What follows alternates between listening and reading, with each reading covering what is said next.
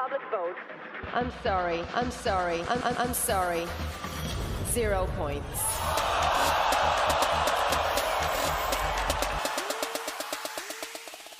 Hello and welcome back to I'm Sorry, 0 points. Hello, listeners. This is season 5, episode 1, and I'm Adrian. And I'm Seamus. And we're back, Seamus. Can you believe it? We're back again. Back. I knew you were going to say that. It's been a closed season of drama. Now, we normally love a bit of drama, but maybe too much drama for my liking. Yeah, there was a little bit too much drama even for us. And it has resulted in us making some decisions, I guess. And we are laid back because, well, between personal things and holidays and busy lives and trying to get motivated for this season, we've made some changes, or we are making some changes. So we're laid back. Yes, so apologies for our lateness, listeners. I'm sure you missed us. But at least we are back. Yeah, albeit maybe slightly different this year, but we're back. As every Eurovision fan knows, it is not a normal year, and that comes with changes. Eurovision's changing, our podcast is changing.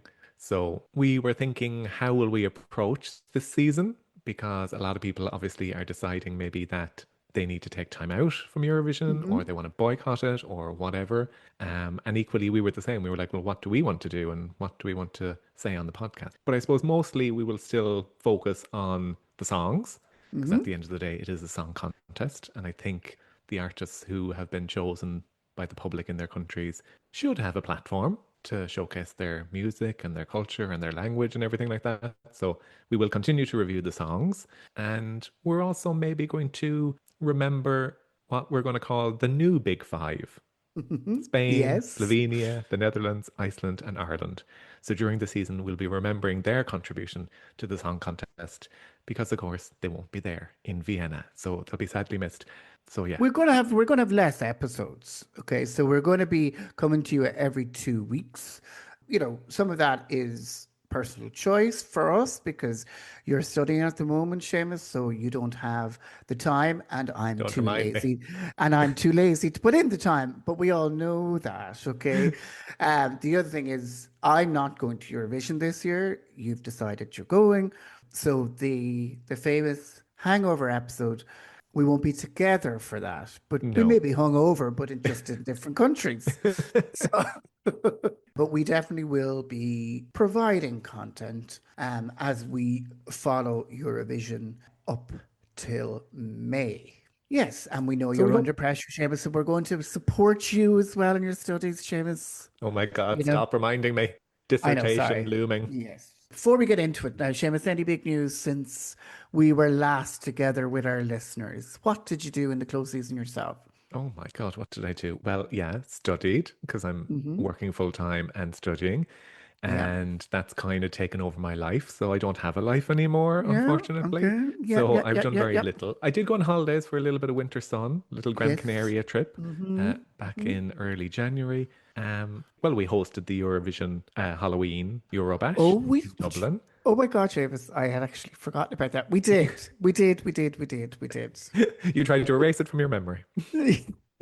No, it was an experience. I'll give you that much. That was good fun. Yeah, it was. I've never done anything like that before. So yeah, it was challenging for me anyway. Always love the creativity of Eurovision fans in Ireland. Yeah. But yeah, I haven't got up to too much really. But you have been traveling the world. I have been traveling the world. Well, yes, I have. Since we last spoke, where I've been, I was in Portugal in September. I was in Amsterdam as well in November. And then I had a big trip down just to Australia. So I'm only back a couple of weeks. So I was in Australia for Christmas and New Year. So there for 3 weeks, and it was everything I expected and more. It was just absolutely fantastic. And, you know, as you know, and people who remember this time last year, wasn't a happy time for me. So there was lots of remembering and so all of that is done. We've had the first Christmas, we've had the first anniversary. So since I came back, quite a lot of remembering and celebrating as well. So I'm refreshed. I needed that, Seamus, because I'm going to tell you, I'm going to be honest. We were chatting before we started recording. I think I'm like a lot of people. Where I am with Eurovision at the moment is I'm kind of a bit about it. And I found when I was just researching the songs, even for today, I hadn't listened to one song, wasn't really up to date. So I had to do my homework yesterday in preparation for today.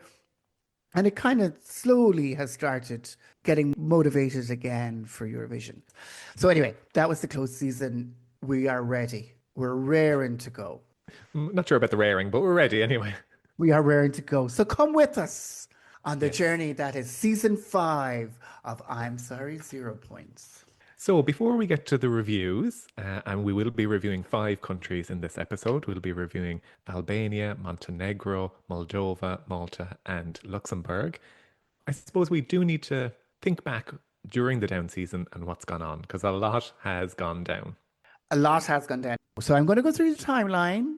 You know, what's been happening in Eurovision world since we kind of last spoke. And then I'm going to talk about, I was going to call it an investigation, but I think it's really been a review by the EBU, and they published the results of their review in December, and we'll talk about some of that. And if we have time, we might talk about the consequences for Eurovision 2026. Oh, I feel like this is Primetime Investigates. Am I Miriam Well, it is a O'Callaghan? You're the little. other one. It is a little. Who is the other one again? I can't remember her name. She's really annoying. Yeah. You always want to be Miriam anyway, Who right? doesn't want to be Miriam? Genuinely? I know. Okay. We're going to start off back in August. The EBU officially announced Vienna as the host city, and they are going to use, I love saying this, Wiener Stadthalle, which previously hosted the 60th anniversary contest in 2015. So Yes, now I it's was going to there. host the 70th contest in 2026. Beautiful. So in October, after Martin Osterdahl's departure as the executive supervisor, Gert Gark was appointed as the new ESC executive producer, working alongside the ESC director, Martin Green. There he is. There's our Martin. How you, Martin? Then in November, the EBU unveiled a major overhaul of the voting framework for the 70th anniversary. And we'll get into some of that later on, okay? We'll talk about that later on. In December, as part of the Winter Assembly, the EBU confirmed the official list of the 35 participating broadcasters. And we'll talk about who returned and who withdrew. And then in January, the semi-final allocation draw was done. And it was determined that 15 countries will compete in each semi-final. On January 13th, tickets for all 9 shows went on sale and sold out in record time. According to the EBU. Yeah, I think we're going to be saying that quite a lot. I'm going to be very cynical EBU. of the EBU in season 5. Well, you think we were bad last year? The EBU are going to get such a kicking. I'm telling you. They're like, anything that goes wrong, it's rating. It's the EBU's fault. Absolutely. Yeah. Yes. And then just a couple of last things.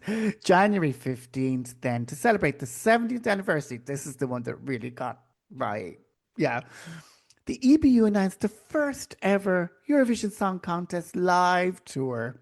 So beginning in June 2026, the tour will visit 10 European cities, featuring legendary icons from past contests alongside 10 artists from the 2026 lineup.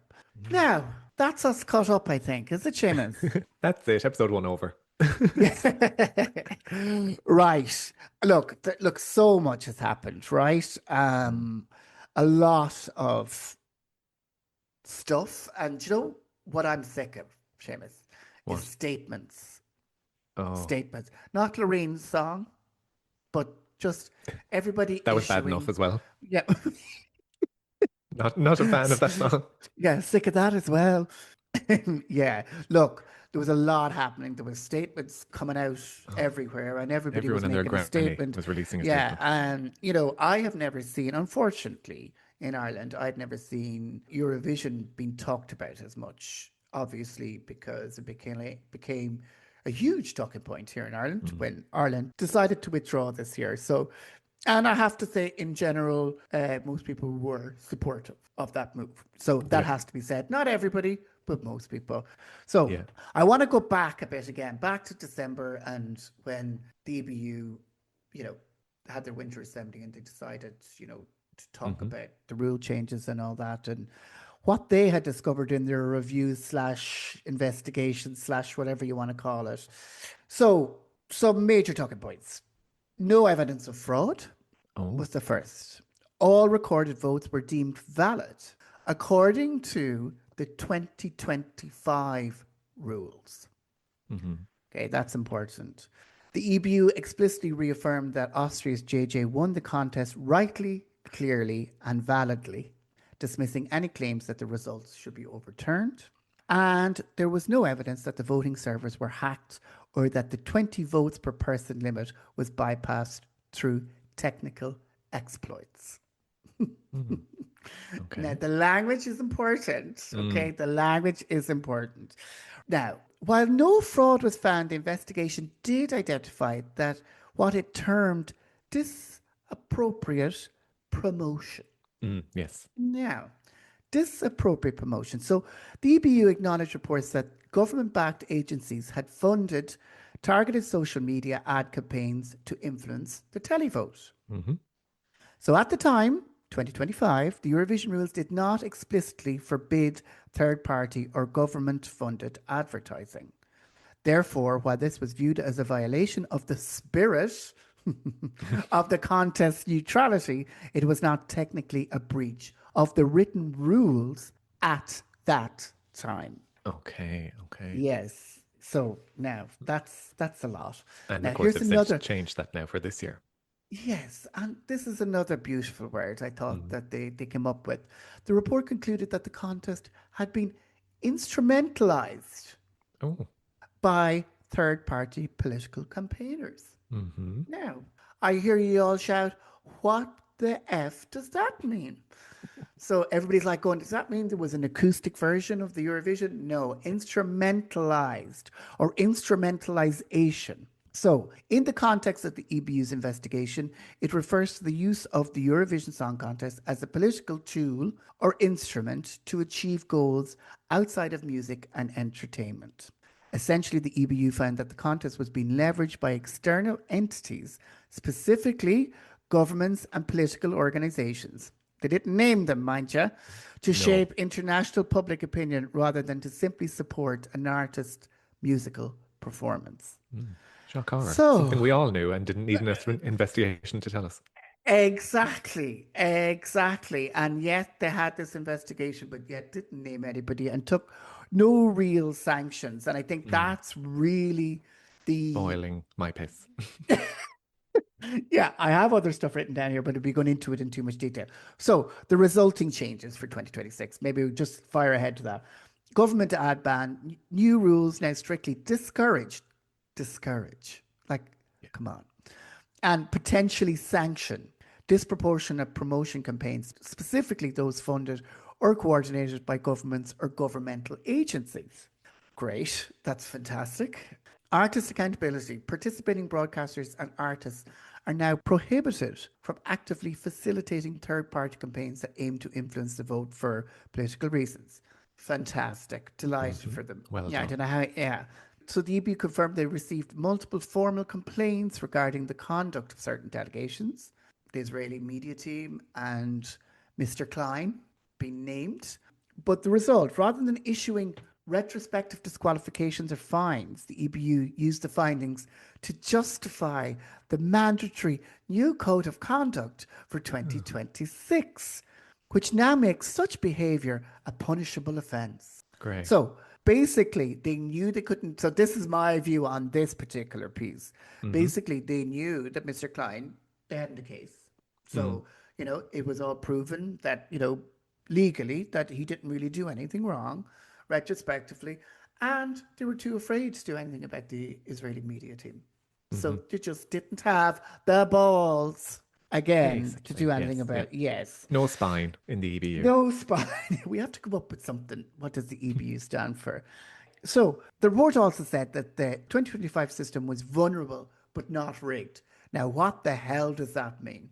They concluded that, this is hilarious stuff, they concluded that the 20 vote limit allowed highly motivated groups to have an outsized impact on the result. Yet, they're saying that the result was valid. The So, rhetoric out of the EBU just drives me yeah. insane. So in 2026, there will be the 10 vote cap. So reducing the maximum number of votes per payment method from 20 to 10. Seamus, can I just ask a question here? And maybe I'm daft or stupid or both. Why can't it just be one vote? Money, I assume. It all comes back to money, a lot of this. Yeah. So I So, presume probably wouldn't pay the networks or the mobile networks, whoever does the counting and the votes, that if it was just one vote, it wouldn't be yeah. economically viable for them to do that. And then the big one, the return. I like this one actually. The Oh, yeah, return me of too. the return of the semi-final Juries. juries. Mm. I think that's a good. So I love this, to provide a professional safety net. Juries were reinstated in the semi-finals to prevent entries from qualifying based solely on a singular, highly mobilized voting block. So does that tell me that they actually admit, without admitting, Mm. that there was a highly mobilized voting bloc last year? Yeah, a bit like that, basically. Yeah. Yeah. So It's anyway, like we hear you and you're right, but we can't say you're right. So we'll just yes, draw up new rules, new code of conduct, and change everything.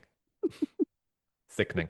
And yeah, it's interesting as well that they're expanding the juries as well. There'll be two members yes, will have to be between the ages of 18 and 25, yeah. I think they're expanding from 5 to 8. Is that correct? 5 to 7.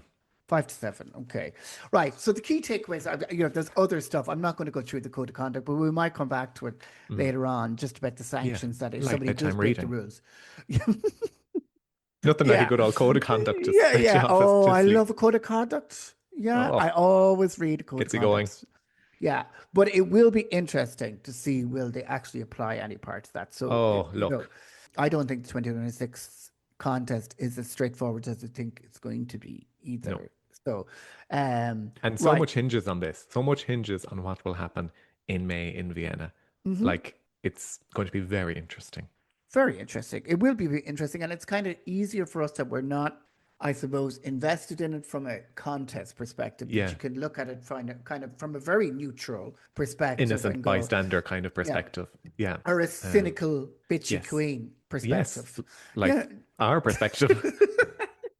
Yeah. Cynic bitchy queens. Yes. So the key takeaways for 2026, the big four, it is now called. So Spain has withdrawn. So only France, Germany, Italy, and UK remain as automatic qualifiers, joining Austria in the grand final.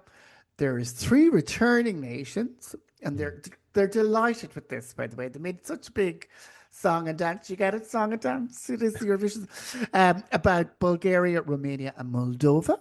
But of course they did. Again, typical EBU. Yeah. They knew countries were going to back out, so they quickly brings them back in so numbers don't Yes. dramatically fall. And they said it was a sign of the contest's enduring power despite recent controversies. Yeah, Sure. Yeah, right. sure. I mean, And does anyone then, believe this crap that the EBU come out with? I mean, their spin people are just hilarious. Look, there's loads about the code of conduct. I'm not going to go into that. I think we should get to the fun part as soon as possible. Sorry, listeners, that's very boring, but I think it was important, because some of these things may crop up. And Mm. if code of conduct stuff does crop up, we will do another prime time investigates expose. With Miriam and Sarah Yeah, McInerney. yeah, that's who it is. But Yes, yeah, so that is the situation. Ireland are not in it.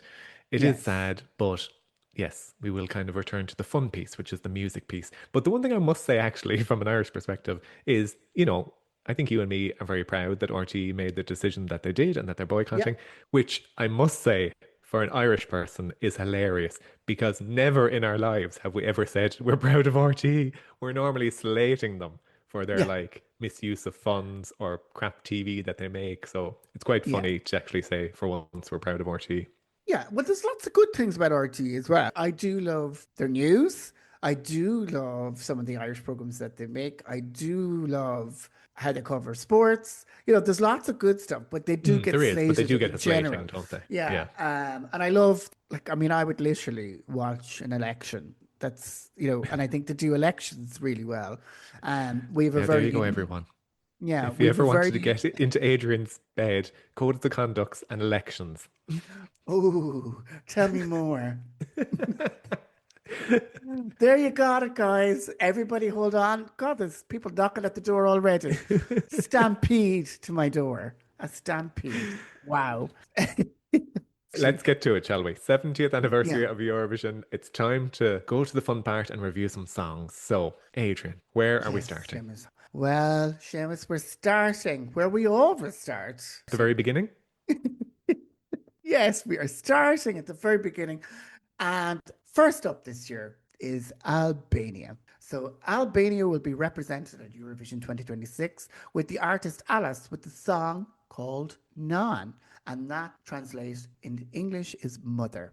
Albania's entry was selected through the 64th edition of Festivali i Ganges held in December. The winner was determined by a 50-50 split between a professional jury and a public televote, and Alice won both votes, finishing with 152 points. So Alice is a 21-year-old singer-songwriter from Shkodër. He won the 5th season of X Factor Albania in April 2024. And 2024 also saw him make his debut in Festivali again, just finishing in a respectable 3rd place. Nan is a powerful orchestral pop ballad. Now, Seamus, orchestral pop ballad written by Alice and Desara Ginny. It is a deeply personal song inspired by a dream about separation. The song is inspired by themes of emigration, emotional distance, and a mother's constant wait for her children to return home. The lyrics are in Albanian, and Alice stated that it does not intend to translate them into English for Eurovision. Albania has been drawn to compete in semi-final 2 in May. Let's have a listen.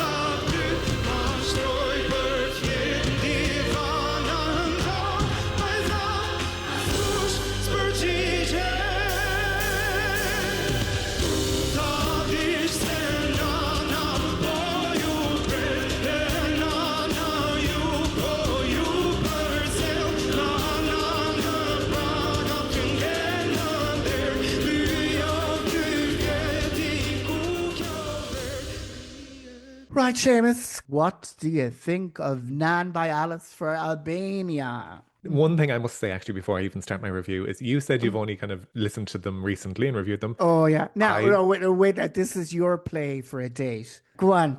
No, this is sadder than you and your code of conducts and elections. I've watched all 5 national finals. I've never done that before in my life. Oh my God, Seamus, you're so attractive. I know. Say that such a again. turn on. All 5? All 5 national finals from Albania, So Montenegro, let's Moldova, Malta, and Luxembourg. I'm like, Oh, never done it before in my stop. life. And I Is probably it won't ever Get do it Not again. in here? Is that another national contest? Wow. I know. Scary. It's scary. But anyway, so Right. I did. I tuned So in to are chat you to them. saying that because it's kind of warped your opinion of music and talent and song? Or Yes. right, okay. Right. So What do you yes. think of Albania? I watched all the Festival of Ganges and must say, great show. Just, goes on forever, but good show. But this song, really like it. Love the music. I love the start of the song. It's very anthemic. And then there's a bit of a lull before it kind of builds up each time to the chorus. I would love to see a bit more of backing singers behind Alice in this. It kind of needs a bit more oomph, I think, at certain points. So I'd love to see maybe some backing singers behind him, maybe dressed in cloaks, giving us traitor kind of vibes, I think could be good. But I like the song. Love that it's in Albanian. And I'm delighted to see that they're going to keep it in Albanian.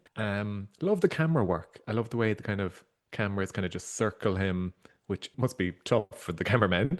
But it kind of, I don't know, it just adds to the intensity of the song, I think. So I hope it kind of stays like that. I also really liked the random lightning / seaweed graphics. I don't know what the hell they were, but it kind of looked good.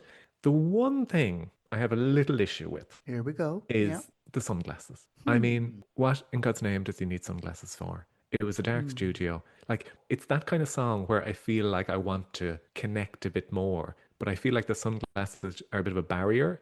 I feel like I should be seeing his eyes when he's singing this song. And I think that would add to the kind of emotion and the impact of the song. So just one small thing, get rid of the sunglasses because I think this is fairly strong and I think it's a good song from Albania. What do you make of it? Interesting. I might agree with quite a lot of your points there. I like the drama of the song. I think it is quite dramatic, okay? And I love the orchestra and the operatic backing vocals. And I'll talk about that in a minute. And like you, I love the musicality of the song. I think it's really, really good.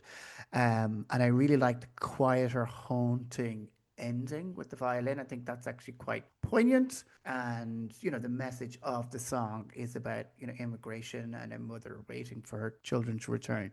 Negatives. The vocals are a little shaky in the lower range. When he gets going, I think he's great. But like you, I think that the staging was overstyled. Too much black, the black dark sunglasses, and the black gloves, way too much.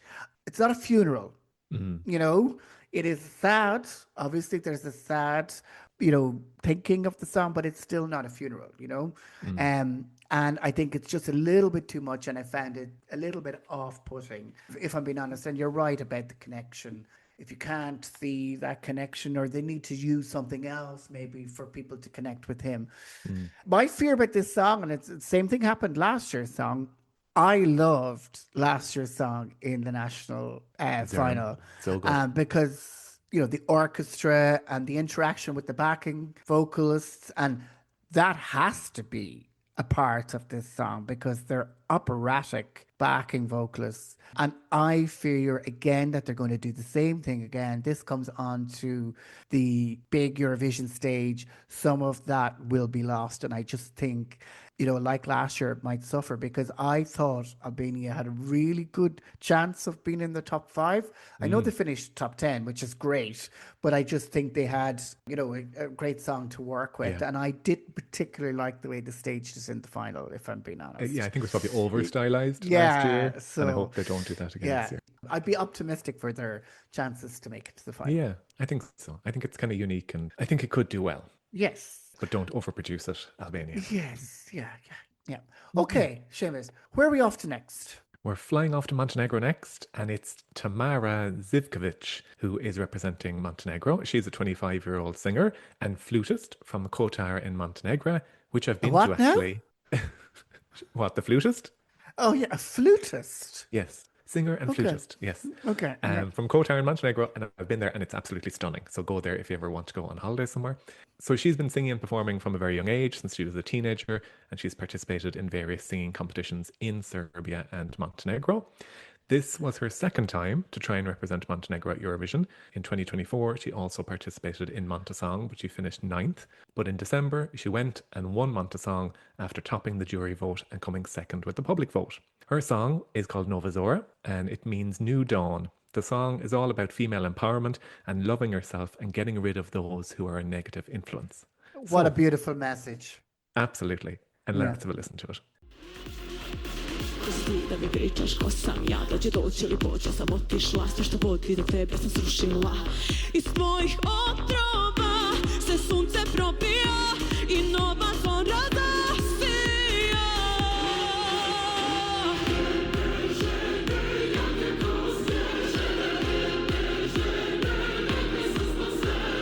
Finally breathing and finding love inside.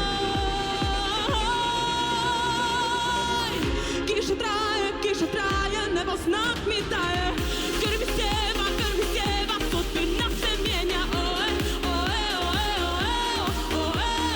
Iza mora, rodila se nova zora. So, Adrian, what do you make of Tamara and Nova Zora? I love this. Okay, so this is the direction I'm taking this year. This is what I need. The message completely lost me. I didn't get that out of it. Anyway, I don't know Montenegrin anyway, so I don't really know, What? right? I thought you were fluent in Montenegro. No, I'm a flutist, all right, but not fluent.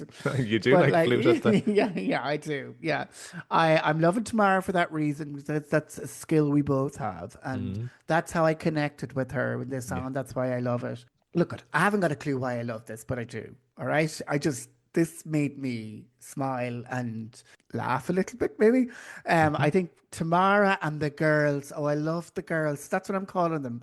The girls really bring it. Okay. Like, what a banger.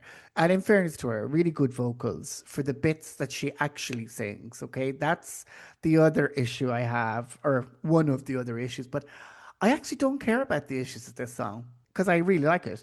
I love that there's no shame that they all limp sync the chorus. Nobody's singing the chorus. It's actually just the backing track. So I like, sure hardly no, anyone sings or plays anything at Eurovision these days. yeah, and they just all mime it, and it's just like I think it's hilarious.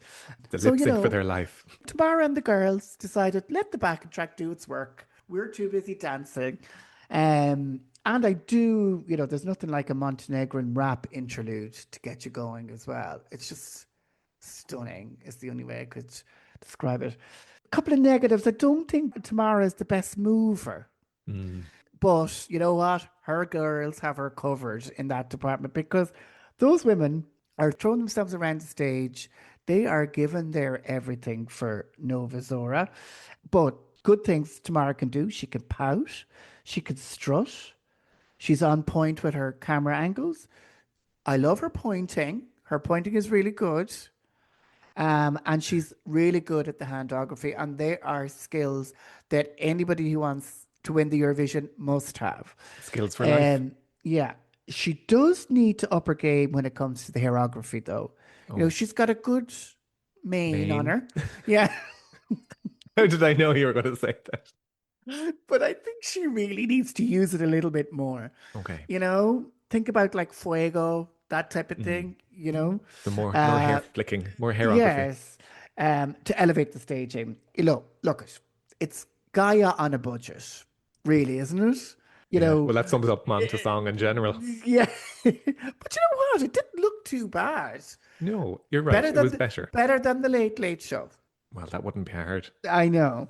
So look, I think Montenegro will need to increase its national debt for the budget for this song to elevate it for Eurovision.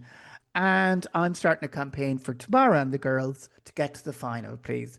This is my number one choice so far. I think this is going to become a fan favourite, and I love it, and I hope it does well. Seamus, what do you think? I'm sorry. What drugs are you on? Something's gone wrong here. Something's mad has happened. No, You've changed. Australia has changed you. No. I just think this is what we need right now. I don't I don't want a message. I don't want to, oh, that's beautiful. I want pure, utter fun, trash, Europop. I just don't want to be overthinking stuff. Yeah. Right now. No, you're probably right. And well, to be fair now, I think this is probably actually one of Montenegro's better entries. However, the standard is pretty low, isn't it? So I don't know whether that's good news or not for Tamara, that I think this is one of the better entries. But I agree with you. It is fun. I think this is going to be a guilty pleasure. I think the Eurovision fans will get behind this. I love that you want to call her Tamara and the Girls. I think that should be their official name, Tamara and the Girls. I do think this needs a bit of work, obviously, okay? But I do like the look. I think it's on point. I am liking the black leather BDSM outfits. I'm here for it. I am loving the girls, as you call them. So yeah, loving the dancers. I think they all integrate actually really well with Tamara. And I think you're right. They actually do have Tamara's back. I feel like they really supported her in the performance, It wasn't just about Tamara. Obviously, this needs to be elevated. I think it needs a bigger stage. It needs to be a bit sharper and more on point. But she has the right skills, like you mentioned. The one thing I would like probably is some tighter camera shots and angles. I think it kind of lacked it when it had a wide shot. It's kind of nicer when it's tighter and it's on Tamara and the girls. Yeah. So I'd like to see more of that. Vocally, I think she can sing. There weren't too many flaws that I could hear. I hope she keeps it in Montenegrin. I think if she changed it to English, I think it would flop. So I actually think the fact it's in Montenegrin kind of adds to the song. And I would hope that she would qualify. I would like to see Montenegro in the final with this.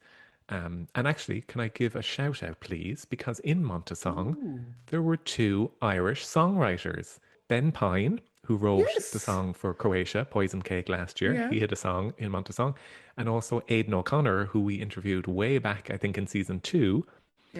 also had a song in Montesong this year. So even though Ireland's not in Eurovision this year, it's lovely to see Irish songwriters getting involved in the national finals around Europe.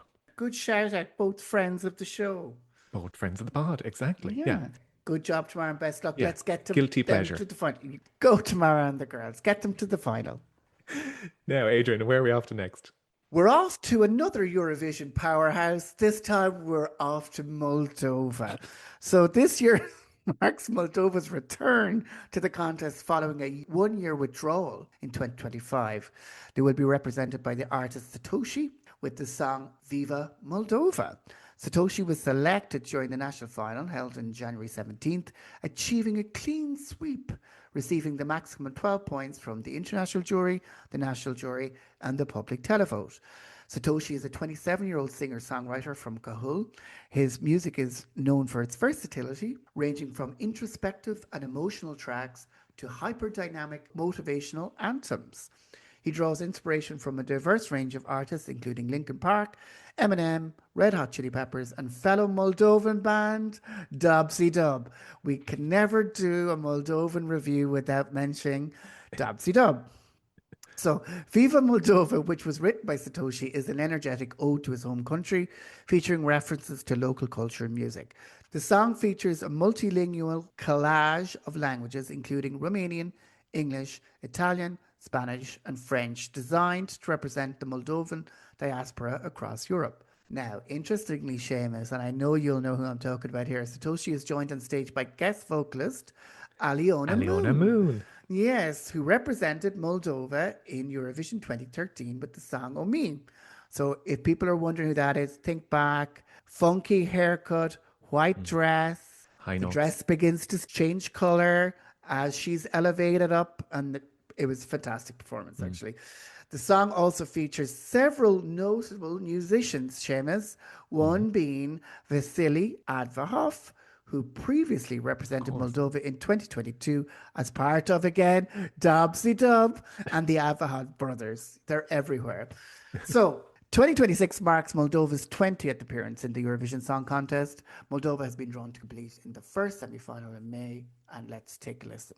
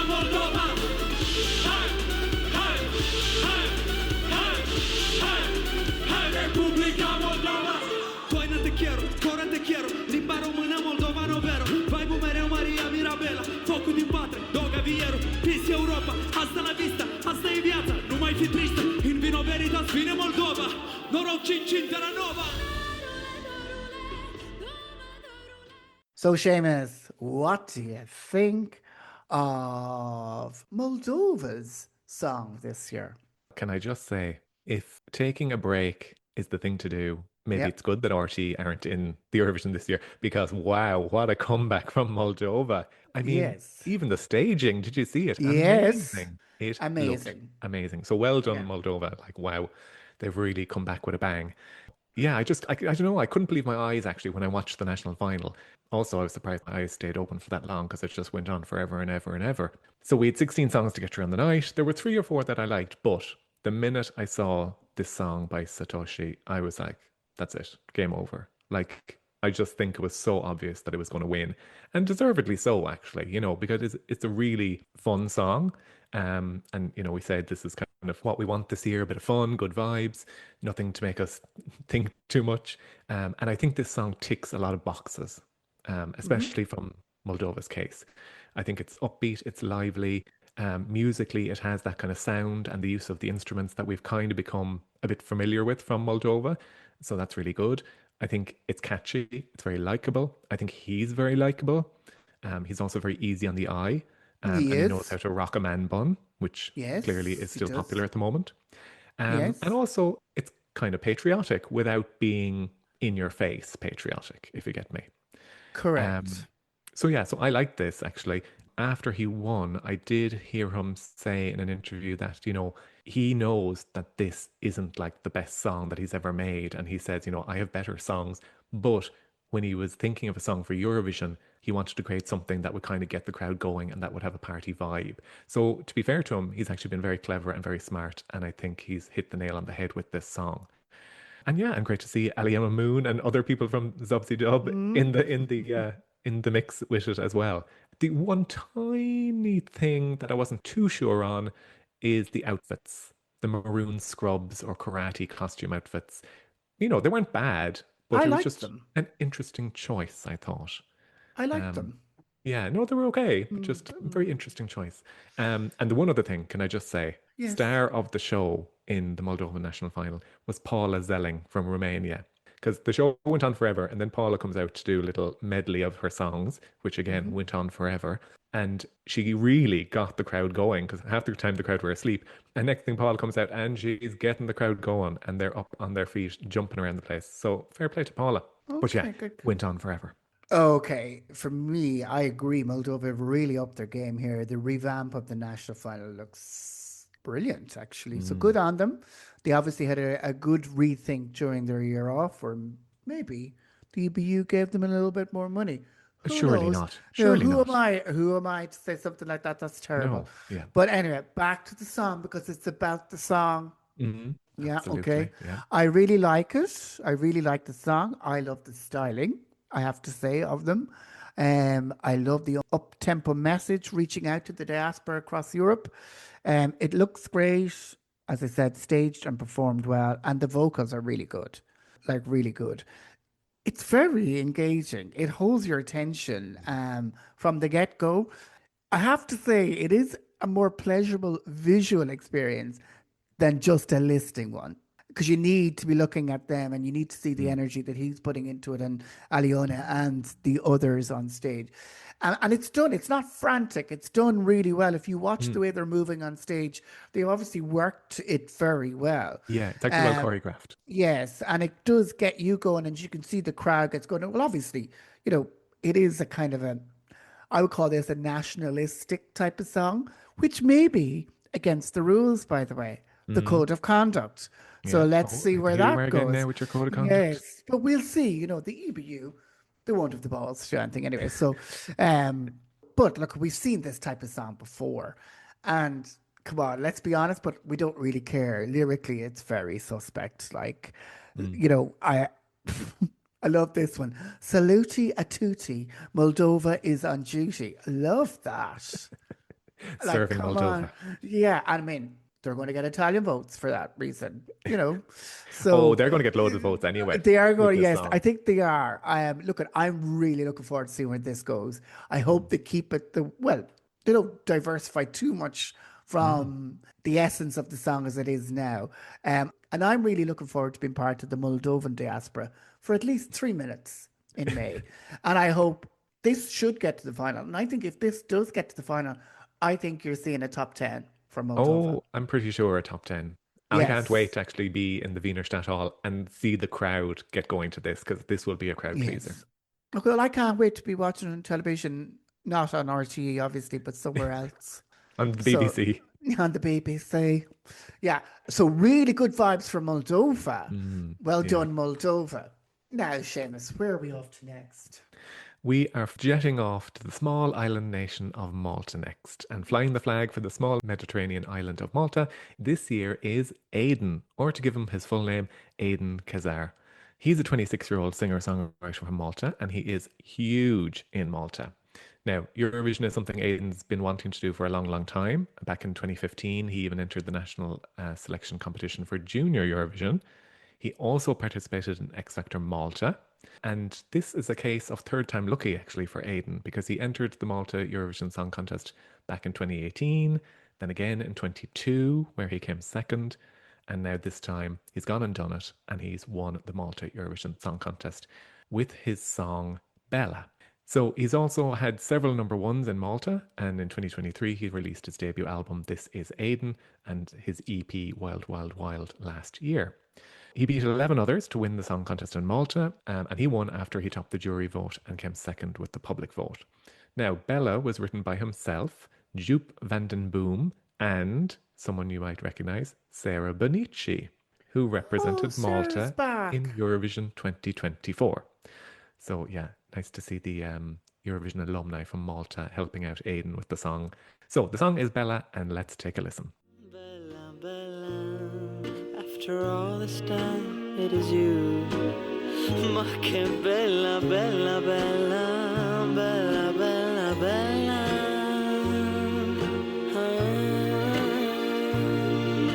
Waiting for world to light again, right by the summer sky, my friend. I hope you know it's fun to love again. And if you're feeling cold tonight, I'll meet you here. Now don't be shy. Che bella, you know nothing is fair enough. I'll keep holding on to you. After all of this time, it's you and only you. Miskin in a party, miskin in a wick. اربح للبطالية انشان لفالت وتلف لكل سنس اتنهص الدنيا تدور بيا. Now, Adrian, ciao Bella. What do you make of Aidan's song? Yeah, look, Oh, I'm going to start with the positives, oh, okay? Look, I'm really happy for Aidan. You know, as we say, God loves a trier, and I do love to see people who really want to be in the Eurovision. Their dream is coming true. I do like the drama at the beginning of this song. You know, we all love a bit of dramatics. I do like the TV and the visual effects used. I thought they were quite cool. And to be fair to Aidan, he is a great singer. He's a good singer, but that's it. oh. Yeah, I find this slightly disturbing, the way they staged the song. He looks stalkerish in this. When I listened to it first, I thought Bella was a girl's name, but it actually means beautiful, right? So I was like going, oh my God, if I was this Bella person, I would be genuinely concerned. And then I looked at the lyrics, and the lyrics freaked me out. This is the first verse. Mm-hmm. Hello, my friend. Is it the end? I don't recall the time you said goodbye. Hello, my friend. I'm feeling blue. I gave it all.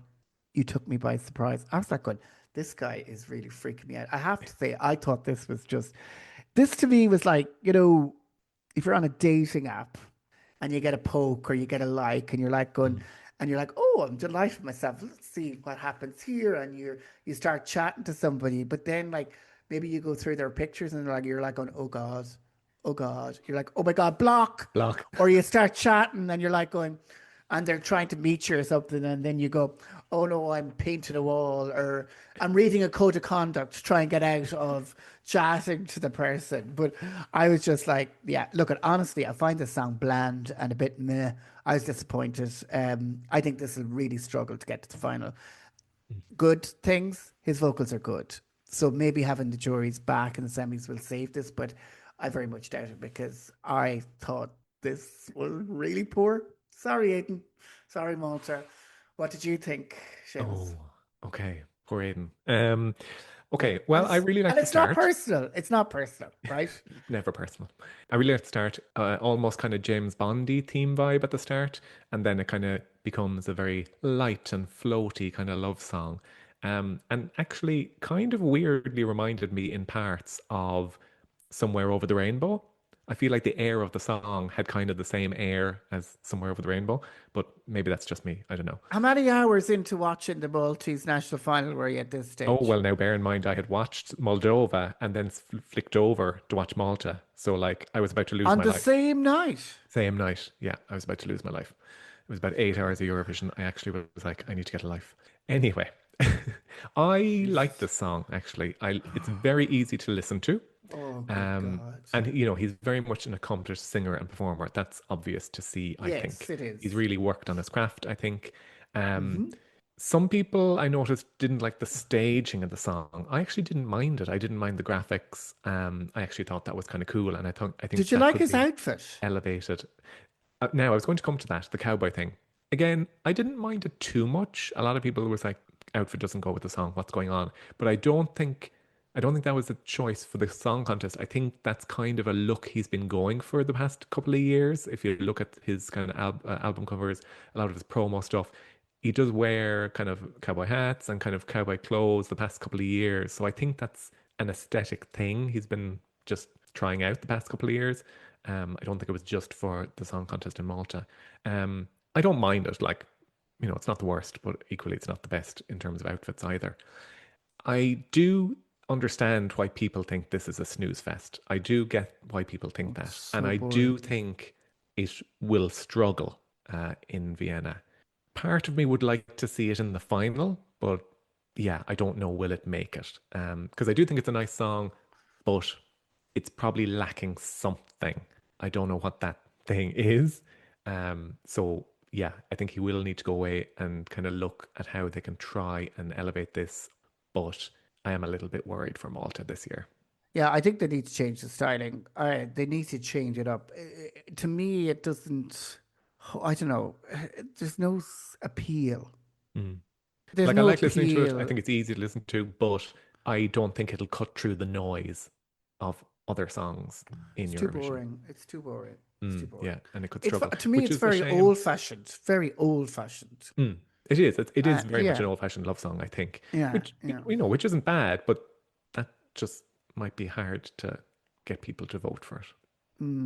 I think it'll struggle Yeah. big time. Oh, which is such a shame because he's tried so hard to represent Malta. Yeah, and I want Malta to win the Eurovision because Oh I my think God, I'd love to go to we'd, Malta for Eurovision. yeah, we'd have I've a been there great twice. time. Beautiful Yeah. country. I don't know where we'd all Yes. stay because it's tiny, but Yeah. anyway. So look, we'd work it. Yeah, but I Right. don't think So we'll be going in 2027, Seamus. no, I don't think so. No. Okay. Right. From one small country to another small country. Adrian, where are we off to now? Yes, and they say size matters, but not in this case because we are off to Luxembourg.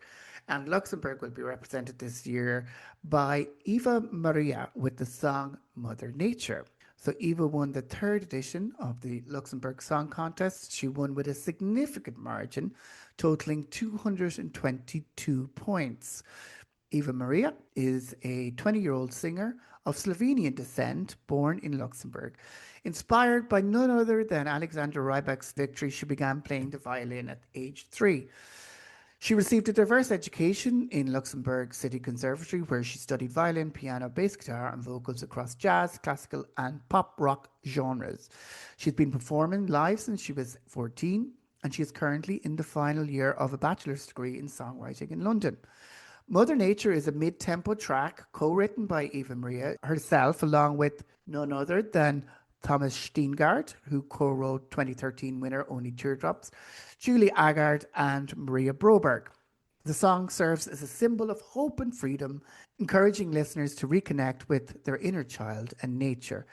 This year marks Luxembourg's third consecutive entry since returning to the contest in 2024 after a 31-year hiatus.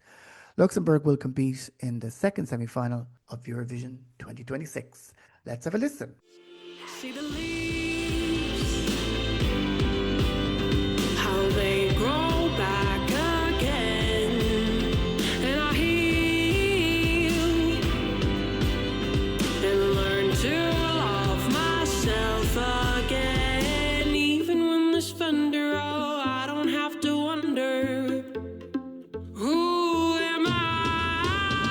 From the ground to my skin, as I'm howling at the wind. Did my roots in the mud, and I lean my head back. Let it out, let it in, letting go of all my sins. Dig my roots in the mud, and I lean my head back. Mother Nature, she knows. Mother Nature, she knows. I know that Mother Nature, she knows. Mother Nature, she knows.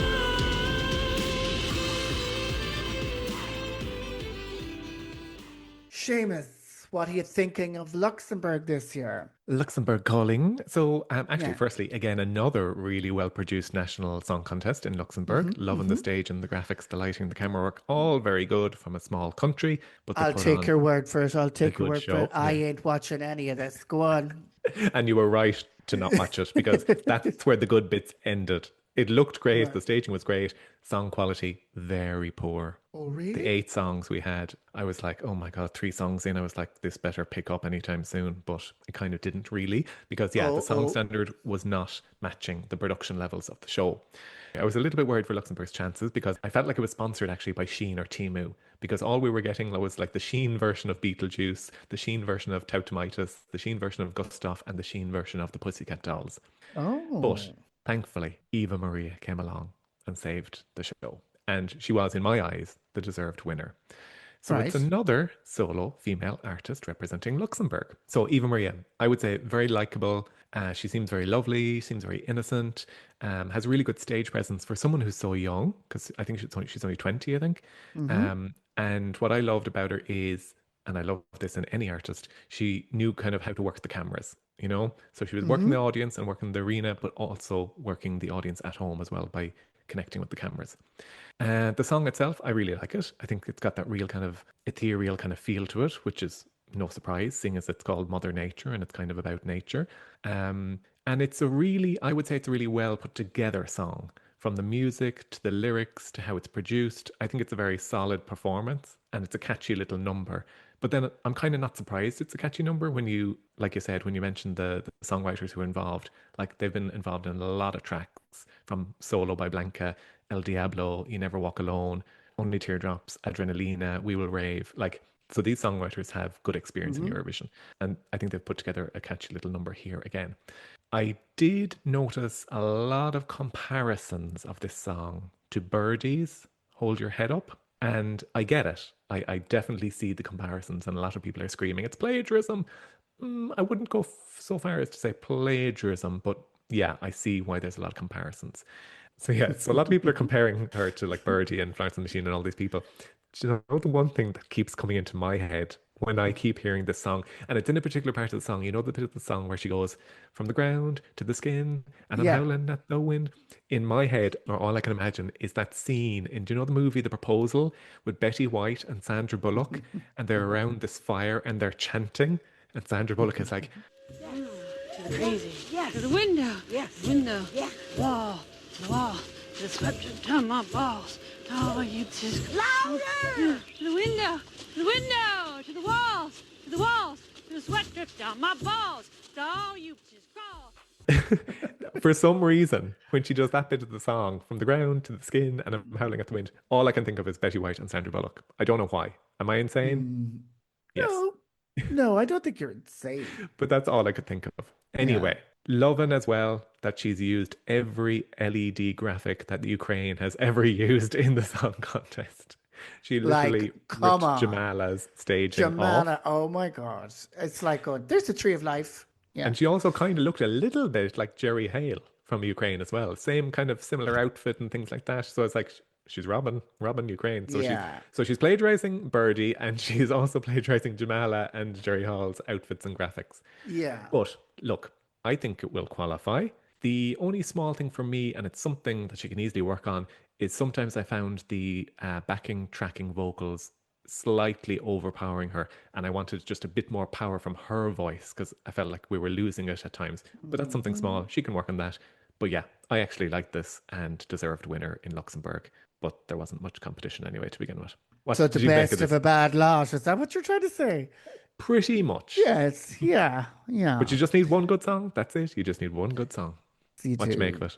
I don't know where to start there by your review. I'm just like a bit stunned by it. Your review, anyway. Look, I think the staging was good. I think it's good vocally, although, like you, she's heavily complimented by the backing track vocals. Heavily. So I think they need to be careful about that.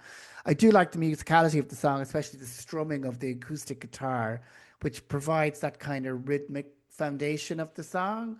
And you kind of find yourself kind of bobbing along with the song. It's pretty okay lyrically, perhaps a bit cheesy at times, but like it is Eurovision. Yeah. My problem with this song, we've seen it all, every bit of this before. We have seen all of this before. And you can hear and you can see elements of teardrops. You can see and hear elements of fairy tale. You can see and hear elements of Jamala and even Loreen. So we've seen it all before. For me, this is a middle of the road effort. That's the way I would put it. It does need some other element to lift the song, like perhaps a dance routine for the chorus that we can all follow. Even if it is to the cloud, to the moon, whatever she says. It does need to carve out its own unique identity to resonate with the audience. That's what I've written down here. Like, it's just all the same stuff. It's like, wow. It's like a Chinese knockoff of Nike or something, or Channel made in China instead of Chanel. Chanel. It's just, we've seen it on before. Now, the good thing about it is last year we saw how Luxembourg successfully elevated the staging of their entry, like unbelievably so. And they will need to do the same again here. I'm on the fence on this one. I'm doing a Seamus on it. But I'm looking forward to seeing what they do with this. And it definitely has potential is what I'm saying. Oh, there is. I think there's huge potential here. But Jesus Christ, stop being something else. Be itself. Stop being something else. It is about Mother Nature. It is about getting back to, make it look like that and make it feel like that. Don't. It's just like, oh my Don't God. rip off Ukraine's presentation. No, but it was just like, Mother of God. It's like going, have they taken every little bit of every Eurovision song and just stuck it in here? I know Eurovision songs can tend to be samey, but this is like so obvious. It's like it's not even trying to be itself, which is really, really, really. Because I feel that she obviously has a musical background. I read the intro there, and she does. She has got musicality. She does have a background in music. I don't think that if I said to her, "This is the staging, isn't it, that you seen for this song?" she'd definitely say no. Yeah, I wouldn't be surprised by that. Yeah, so I think it needs its own identity and its own unique identity, and it has to be driven by her. But because for me, actually, she is the best thing about the song. And she's beautiful, by the way. She's beautiful. She's gorgeous. She's very endearing. I feel like she gets the song and she lives the song in her performance. But the staging doesn't match that. So, there are bits that she needs to work on and improve. But I think, they did it last year with Laura Thorne. I think they can do it again this year. And so well. Oh my God. Their staging last year in the final was spectacular. Yeah. No, I would have hoped that this will qualify. Yeah. She needs to put her foot down. She's young, and I know she probably can't because, she's not too experienced in the music industry. So I just think, she has a potential here. And I think that she'll regret it if she doesn't put her own stamp on this. Yeah, I'm I think so experienced. experienced. Like word. I've been on that stage so much, Oh, but just stop. Sure, you're just like God, a creative director. Yeah, but you know what I mean. It's like going, show us what it's about, not what somebody else thinks it's about. Yeah. So potential. Yeah, that's the word I think for. Yes. Okay, wow. We've gone through a lot. That is it with the 5 reviews this week. I'm exhausted. So before we sign off, just want to say welcome back, everybody. And we're going to sign off by doing our 0 points. So Seamus, what's getting your 0 points this week? Well, there's a lot that could get my 0 points. I am giving my 0 points to trophies. And by that, I mean, when you put the work in and you win your national final, that's lovely. And then you're presented with a trophy that resembles a cross between a light bulb and a butt plug. Oh, you wouldn't want to make that? Electric shock in the wrong area. How did this bulb get here?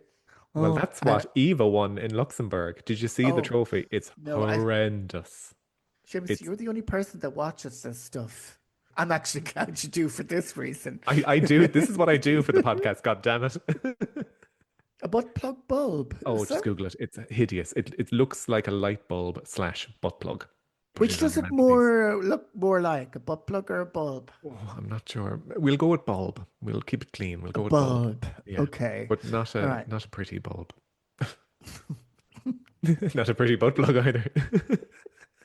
Yes, it's not a pretty Yeah. bulb and not a pretty butt plug. It's a horrendous trophy. So, Eva, sorry Yeah. that Luxembourg gave you that horrendous trophy, but Well, that's you'll what's getting always my have that 0 to look point. at on your on your mantelpiece, Eva Maria. Yeah. What's getting your 0 points, Adrian? Oh, it's really easy for me this week. It's like the fucking weather.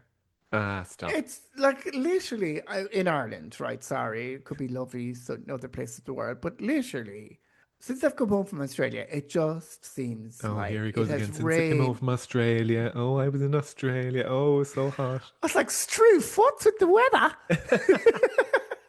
Put another shrimp on the barbie. Yeah, yeah, what's this? Skip's raining again. Yeah. So look, the weather. Like this week, for example, I only got the dog out 3 days this week for a walk because it's been raining all the other days. It's January. I'm back from Australia. Of course, a storm is going to blow in. Anyway, that's it for this week. That is it. We'll Episode see. 1, season 5, done, Yes. dusted. Oh Remember, my listeners, God. follow us and stay in touch with us. Remember to follow us on social media, on Instagram, on X, on TikTok. Just search Sorry 0 Points. And in the meantime, I hope you enjoyed the episode and thanks for listening.